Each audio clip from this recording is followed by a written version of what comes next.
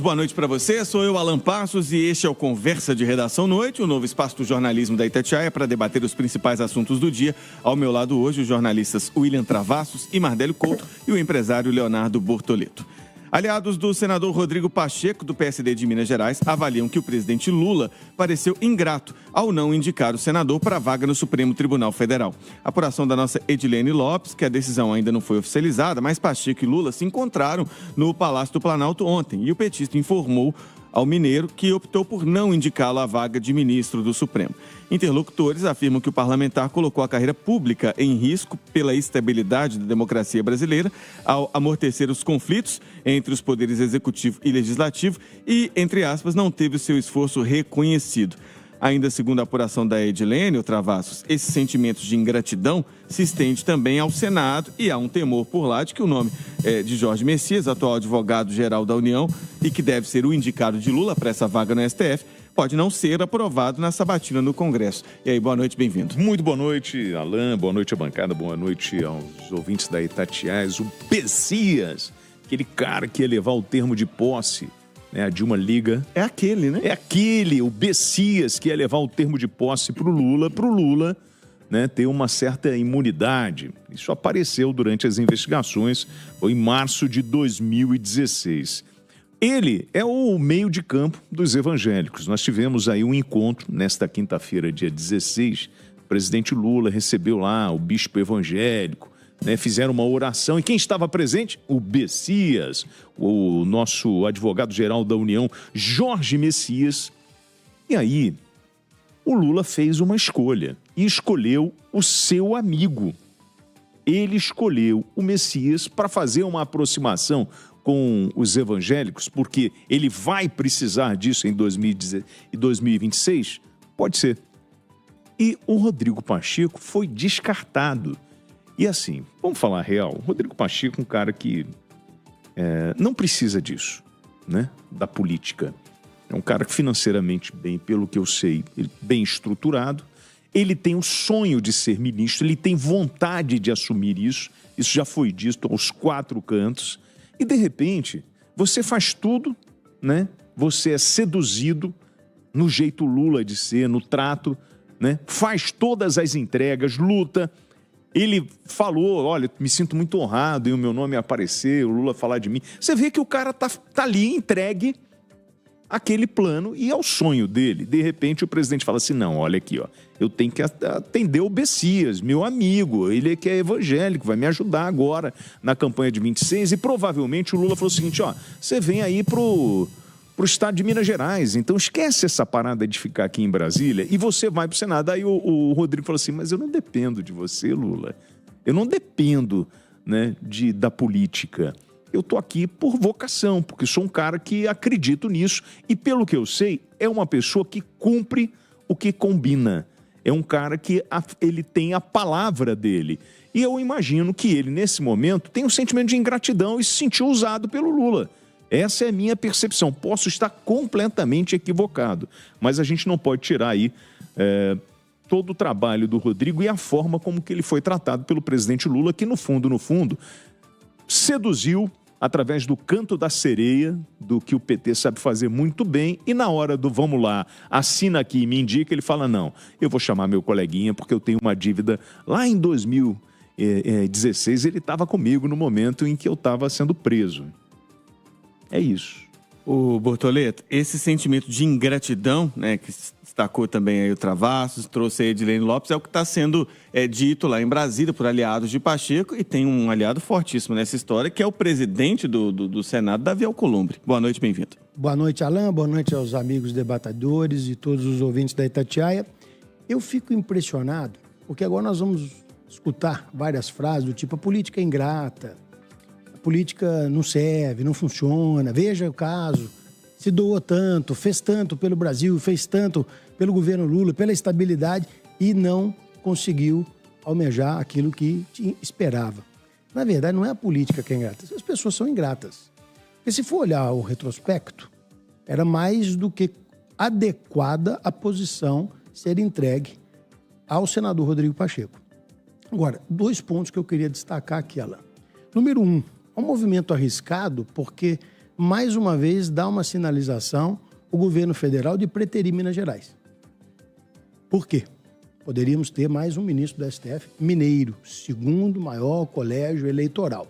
Não acredito que essa movimentação com Jorge Messias seja por conta do vínculo à bancada evangélica. Há quem diga que não seja tão vinculado assim.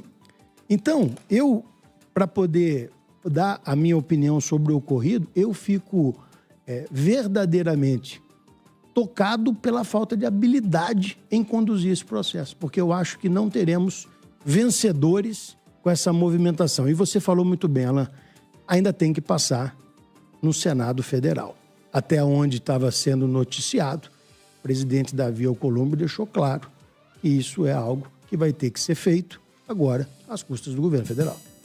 Ô Mardélio, Lula queria Pacheco como candidato ao governo. Pacheco queria a vaga no Supremo. Agora, meio que o governo vai ter que se virar para aprovar um outro nome, que deve ser de Jorge Messias, a vaga no STF. Boa noite, bem-vindo. Pois é, Alan, que promete enfrentar dificuldades. Boa noite para você, boa noite aos debatedores, aos nossos ouvintes. O Lula, nesse caso, Alan, exemplificou, tornou de maneira concreta uma crítica que o Ciro Gomes, que já foi um aliado muito próximo do presidente Lula, sempre faz ao Lula. Diz que o Lula te exalta, te destaca, te enobrece, desde que você faça todas as vontades dele. É uma leitura que o Ciro Gomes faz e que outros apoiadores do Lula até fazem essa crítica ali reservadamente, que as vontades do Lula sempre têm que prevalecer para que você continue ali sendo aliado dele. Nesse caso, o presidente Lula comprou uma briga agora com o Senado e com o Congresso, de uma forma geral. Eu sempre repito isso aqui, né? O ouvinte já está acostumado. A política é feita de gestos. Quando o presidente Lula escolhe o nome de Messias, ele está dando uma sinalização, já que o Alcolumbre havia se manifestado publicamente, feito elogios ao Rodrigo Pacheco, ministros do Supremo, a apuração de vários colegas de diferentes veículos, que comprova que tem lastro que o nome do Pacheco era bem aceito dentro do Supremo Tribunal Federal por ministros respeitados. O nome também tinha uma boa aceitação no Senado Federal, tinha aceitação do líder do Senado Federal, e essa decisão do Lula, né, Alan, comprova algo que eu mencionei aqui no Conversa, né, que eles dizem que para chegar ao STF você tem que ter um notável saber jurídico. E o que a gente vê na prática é que você tem que ter um notável trânsito político. Uma prova disso é alguns números, Alan. Eu levantei alguns números aqui para ver que para chegar ao STF, basicamente você tem que pertencer ao governo. Números do levantamento da Folha de São Paulo, colocando aqui em números o que eu já falei aqui no Conversa. Messias será o 4º advogado-geral da União indicado ao Supremo Tribunal Federal. O AGU é que fica ali do ladinho, é o braço direito do presidente. É o 19º com função no governo que pode chegar ao STF desde 1985. Indicado por Lula, o ministro Flávio Dino foi o 6º ministro do STF que saiu do posto de ministro da Justiça, ou seja, mais um cargo do governo. E também outros nomes já saíram do governo, o próprio Alexandre de Moraes, Gilmar Mendes, Dias Toffoli, todos nomes que chegaram ao Supremo saindo de quadros do governo, o que, segundo pessoas dentro do ramo do direito, Alan Pass, não deveria ser o correto, já que tem essa questão do notável saber jurídico e a defesa que seja uma pessoa de carreira, que pode até ter um trânsito político, mas que é respeitada pela academia, que é respeitada entre os pares, o que o Rodrigo Pacheco tinha. Eu já transitei e acompanhei vários eventos no ramo de direito em Minas Gerais, onde ele era recebido, e a gente percebia que ele era respeitado ali pelos pares, ele que é um advogado de formação, embora tenha crescido na política. E agora o presidente Lula comprou essa briga, Lampasso. Ao fazer essa indicação, optar pelo nome de Messias, ele vai ter que enfrentar resistência no Senado, com possibilidade, segundo apurações, de ter sérias dificuldades. Ter que contar voto a voto. Eu fiquei esperando aqui os nossos debatedores e deixei essa cerejinha do bolo para provocá-los. Porque assim, por que a gente está falando que ele talvez não passe lá na sabatina do Senado? Alguém vai falar que o senhor, advogado-geral da União, foi alertado internamente em 2024 sobre os problemas que a gente tem graves do INSS? Sobre os indícios graves de desvios naquela Sindinap, sindicato ligado ao irmão do Lula, e na outra empresa, a Contag, a tradicional apoiadora do PT? Será que vão falar com isso? E aí eu pergunto, esse senhor, advogado-geral da União, em algum momento ele blindou o governo Lula ou pessoas ligadas ao presidente Lula e hoje recebe essa indicação como presente em função da proximidade? Eu só não posso imaginar, e aí eu acho que a sabatina no Senado ela é importantíssima, porque eu não posso imaginar que a gente está misturando o que é público com o que é privado, o que é amigo com o que deve ser técnico. É só uma provocação e eu esperava, né, que essa bola aparecesse em algum momento aqui nesse bate-papo. A gente fala provocado. Só para destacar isso para mencionar aí o que o Travasso destacou. Essa é uma reportagem que está repercutindo muito já aqui em São Paulo. Nomes da Direita têm divulgado essa reportagem, foi feita pelo Estado de São Paulo, pelo Estadão, que está manchetando esse destaque, né? Segundo o Estadão, o ministro da Advocacia Geral da União, Jorge Messias, ignorou um alerta do próprio órgão que apontou o sindicato do irmão do presidente Lula como um dos principais envolvidos em suspeitas de descontos associativos ilegais a aposentados. Reportagem do jornal O Estado de São Paulo, que é isso que foi destacado pelo Travasso e que já está tendo muito destaque entre nomes da direita que estão compartilhando essa reportagem desde que essa opção por Messias veio a público. E se o nome for rejeitado no Senado, aí vai ser a primeira vez, inédito. Vai ser, né? Inédito. Algo inédito. Seria realmente... Será que vão ligar pro Pacheco? Aí, Pacheco, você não topa, não? De repente a gente pode te indicar, né? Foi sem querer. Tem que lembrar que ainda o presidente não falou. Tá bom. É só depois que ele falar. Depois que ele falar, não vai ter jeito de voltar para trás. Mas talvez com essa movimentação ele durma pensando no assunto. Mas que demora também para escolher o novo ministro. Tá doido. Nossa, quanto tempo nós estamos falando aqui do conversa de redação? Demora? Porque tem interesse. Porque eu preciso de um cara forte lá para lutar para os meus interesses. Eu preciso fazer acenos. Essa é a política brasileira. É o toma lá, é o vai e vem. Vamos lá. Vai voltar esse assunto no Conversa enquanto essa situação não for resolvida.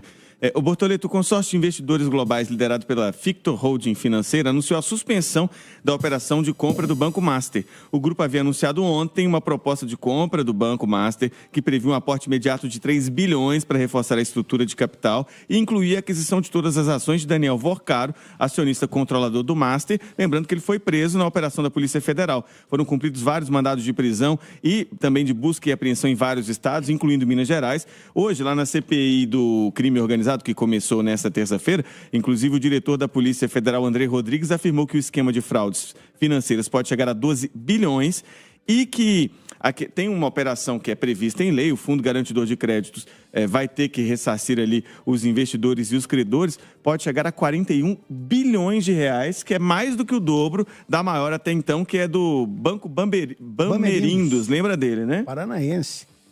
Bamerindos. Ela, quem tem a barba branca ou o cabelo branco igual eu, vai lembrar, o tempo passa, o tempo voa. E a poupança Bamerindos continua numa boa, só que ela quebrou. E aí conseguiu o Master quebrar dobrado. Atualizado, o valor do Bamerindos hoje é menos da metade do tamanho do rombo que o Banco Master deixa no mercado. O Fundo Garantidor de Operação vai ter que trabalhar e muito para poder resgatar. Agora, uma coisa que é importante a gente salientar aqui e fica como um alerta para todo tamanho de investidor. Quando a promessa é muito grande, a conta não fecha. Porque matemática, Alan, é matemática. Não adianta, não tem como bancos tradicionais que fazem isso ano após ano oferecerem uma rentabilidade X e alguém vir e oferecer 2X, 3X. A conta não vai fechar porque efetivamente não é assim que o mercado financeiro consegue operar. Então, viveu à base de promessa. Agora chegou a conta e mais uma conta para o povo brasileiro pagar. Esses 40 bi do Fundo Garantidor tá ali. Poderia estar gerando laço para outras operações e vai estar rombo. Ô Mardelli, lembrando que muita gente não está inclusa nisso aqui, porque até 250 mil por operação, né, por CPF, mas matérias de outros veículos, inclusive da CNN Brasil, apontando que tem muito político, Brasil afora, em especial em Brasília, preocupado com as possíveis ligações relacionadas ao empresário. Isso é algo que a gente tem que observar com cautela daqui para frente, para ver que nomes que podem surgir e que podem eventualmente ter ligação com esse caso. Alan, eu acho que muita gente está falando sobre o que aconteceu, sobre essa operação. Eu fui tentar entender, assim, eu não confesso que eu estou começando a investir agora, não sou um cara das finanças, fui tentar entender, dinheiro, assim, né? Em bom português, pro ouvinte entender aqui em bom português o que está acontecendo.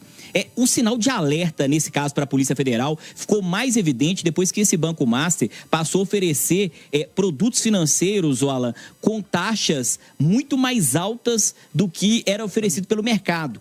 Isso que chamou a atenção. E o principal ponto era o chamado CDB, que é o Certificado de Depósito Bancário. Esse certificado, para explicar aqui para o ouvinte, é um investimento de renda física que basicamente você, ouvinte, empresta dinheiro para o banco na condição física e depois o banco recebe, depois você recebe esse dinheiro que você emprestou com juros. É importante destacar, Alan, para não misturar uma coisa com outra, que essa manobra não é ilegal, desde que ela tenha lastro.